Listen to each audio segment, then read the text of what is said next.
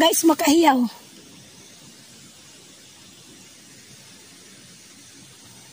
Ang tawag sa amin ito, kirom-kirom. Kirom-kirom. Kasi, kumano yung dahon niya.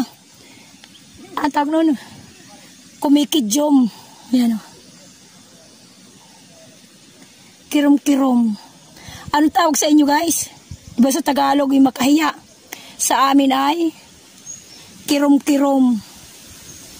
Yan. Kidyom. Yung dahon. Pag nagagalaw. Yan. Dami oh. Daming makahiya oh. Yan oh. Tumitiklop yung kanyang dahon.